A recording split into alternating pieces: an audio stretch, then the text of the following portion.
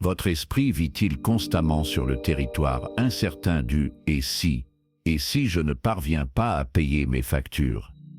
Et si ma santé me lâche? Et si je perdais mon emploi? Et si quelque chose arrivait à ma famille?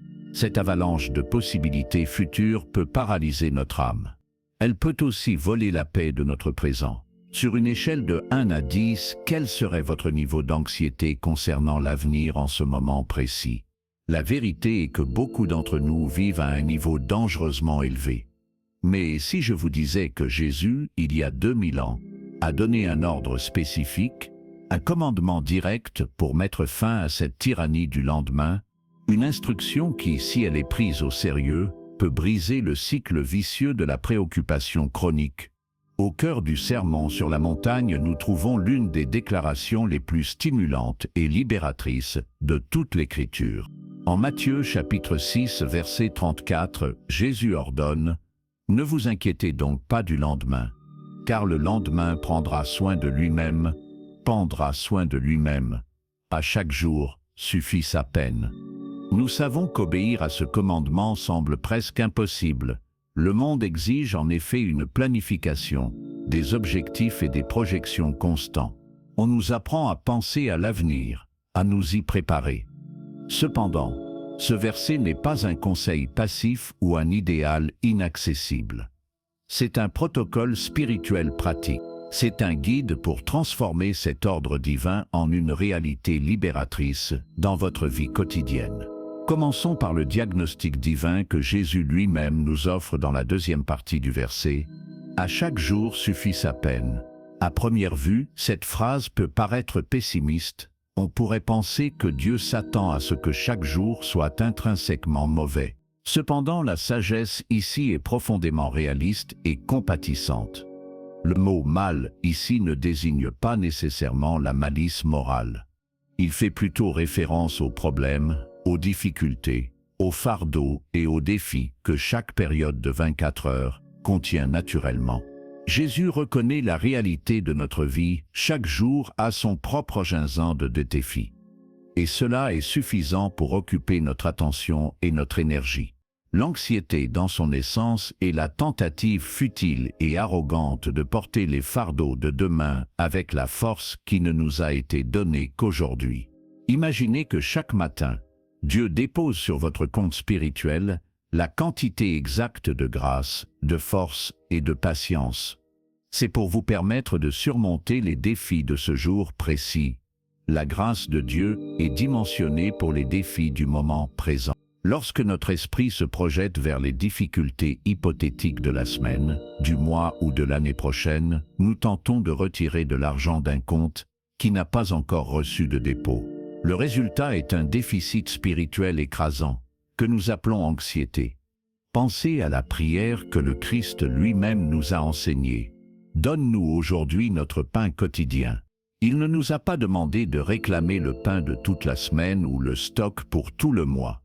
Le modèle divin de provision est quotidien.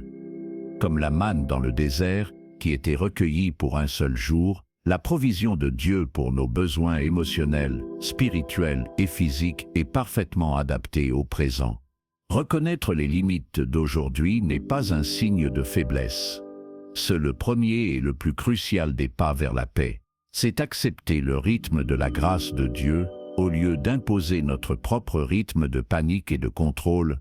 Maintenant passons à un exercice pratique. Je vous demande en ce moment même d'identifier mentalement 2 préoccupations qui pèsent sur vous. La première doit être une préoccupation réellement liée à quelque chose que vous devez affronter ou résoudre aujourd'hui, dans les prochaines heures. La seconde doit être une préoccupation concernant demain ou un avenir plus lointain. C'est quelque chose qui est hors de votre portée immédiate. Regardez les deux. Jésus, par son ordre, nous invite à prendre cette deuxième préoccupation, celle de demain. Il nous demande de la mettre intentionnellement de côté. Nous devons avoir confiance qu'elle appartient à un temps qui n'est pas encore venu. Votre seul travail aujourd'hui est de vous concentrer sur la première. Beaucoup peuvent se demander, mais ne serait-ce pas irresponsable? Ne pas penser à demain n'est-il pas une recette pour l'échec et le chaos? Ici, nous devons faire une distinction vitale qui est au cœur de cette sagesse. Il y a une différence abyssale entre la planification responsable et l'inquiétude anxieuse. La planification traite des faits et des actions. Ces actions peuvent être prises dans le présent pour influencer positivement l'avenir. C'est un acte de bonne gestion. L'inquiétude anxieuse, en revanche, ne traite pas des faits. Elle traite des peurs, elle rumine sur d'innombrables scénarios négatifs, dont la plupart ne se concrétiseront jamais.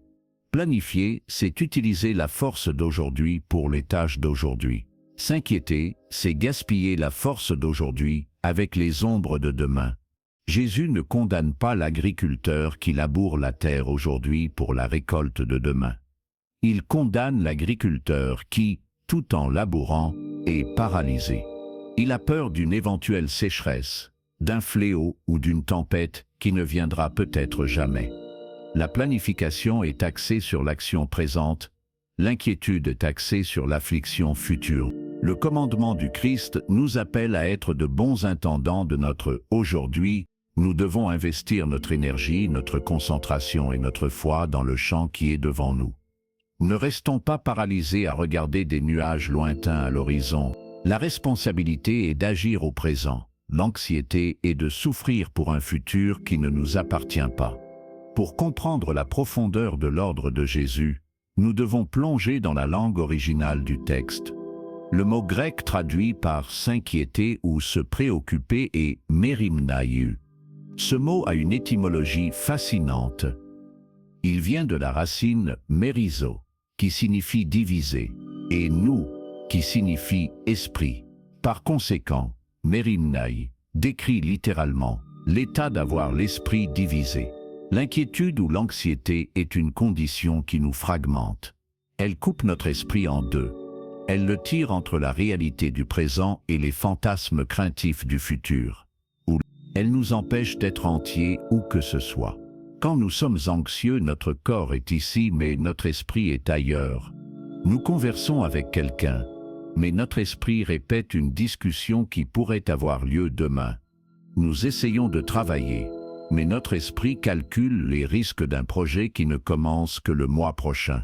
Cette division mentale n'est pas seulement inefficace, elle est épuisante. L'anxiété vole l'énergie vitale de notre présent. Elle l'utilise pour alimenter des monstres imaginaires dans le futur. C'est pourquoi, même sans rien faire physiquement, une journée d'inquiétude intense peut nous laisser plus fatigués qu'une journée de travail acharné. Notre énergie mentale a été complètement drainée par une bataille qui n'existait que dans notre tête. L'ordre de Jésus, ne vous inquiétez pas, est donc un appel radical à l'intégrité. C'est un appel à être entier. C'est aussi un appel à unifier notre esprit, notre concentration et notre présence. La vie se déroule uniquement dans le moment présent, l'ici et maintenant. Il nous invite à une sorte d'attention pleine et sainte, ou une attention qui n'est pas vide, mais qui est pleine de confiance en Dieu. Être présent n'est pas seulement une technique de relaxation, c'est un acte de foi. Cela signifie croire que Dieu est présent avec nous en ce moment précis, et que sa présence est suffisante pour les défis de ce moment précis. C'est un acte d'abandon de notre désir de contrôler l'avenir. C'est aussi une acceptation de la souveraineté de Dieu sur tous nos lendemains. Pour transformer cette vérité théologique en une habitude quotidienne, nous avons besoin d'un outil pratique et immédiat. Je propose une discipline que nous pouvons appeler la prière d'1 minute. Dès l'instant où vous sentez votre esprit s'égarer, qu'il a quitté le présent et voyagé vers les terres anxieuses du futur, arrêtez-vous, respirez profondément et priez avec sincérité, même en silence. Seigneur, mon esprit est divisé, je te demande de me ramener au présent. Accorde-moi la concentration et la grâce pour ce moment, car demain t'appartient. Cette courte prière fonctionne comme une ancre spirituelle. Cette prière d'1 minute n'est pas une formule magique. C'est un acte de réorientation consciente. C'est l'exercice qui entraîne notre âme à obéir au commandement du Christ. Chaque fois que nous la pratiquons, nous renforçons un nouveau muscle spirituel. Nous disons à notre anxiété, « Tu n'as plus le droit de détourner mon esprit. Ma concentration appartient au Dieu du présent. Avec le temps, cette interruption délibérée du schéma de préoccupation devient un réflexe. La prière devient notre première réponse au sentiment d'inquiétude, et non la dernière. C'est un acte de guerre spirituelle contre la fragmentation que l'anxiété nous impose. Même la compréhension moderne du fonctionnement de notre cerveau confirme cette sagesse ancienne. Les neurosciences parlent de la charge cognitive. Elles soulignent l'impossibilité pour le cerveau humain de se concentrer véritablement sur plusieurs tâches complexes simultanément.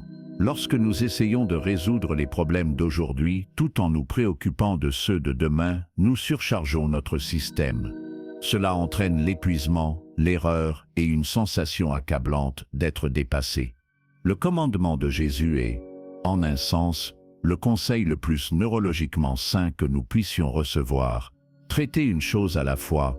Concentrez vos ressources mentales et spirituelles sur ce qui est devant vous. C'est à ce point que nous atteignons le point culminant de notre voyage. C'est la grande épiphanie que ce verset nous offre.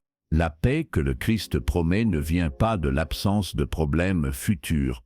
La paix n'est pas un avenir où toutes nos factures sont payées, où notre santé est parfaite et où toutes les relations sont harmonieuses.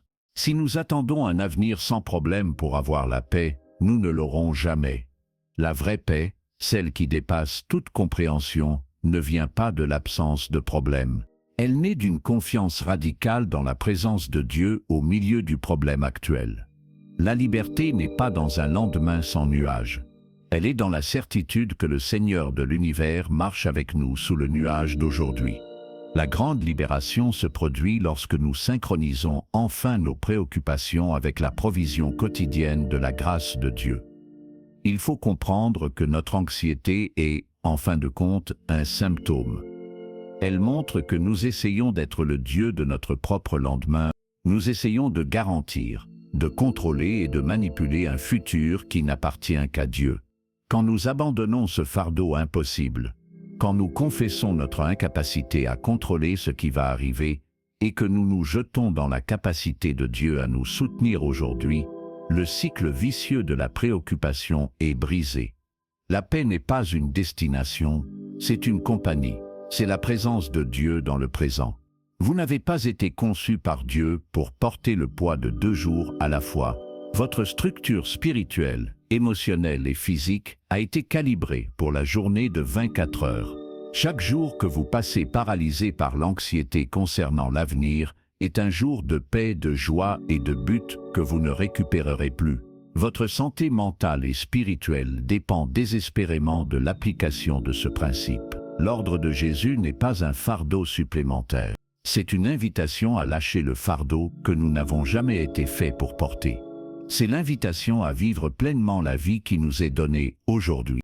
Alors, récapitulons la stratégie spirituelle qui émerge de ce commandement puissant.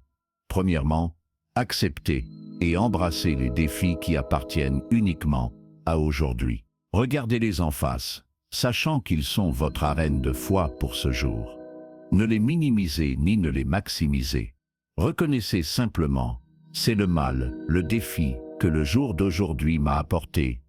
Deuxièmement, faites confiance activement à la grâce quotidienne et sur mesure de Dieu pour ces défis spécifiques. Priez spécifiquement pour la force, la sagesse et la patience. C'est pour ce qui est devant vous maintenant, pas pour ce qui pourrait ou non être devant vous demain. Troisièmement, et peut-être le plus difficile, confiez intentionnellement vos préoccupations concernant demain à Dieu. Non pas une seule fois, mais moment après moment.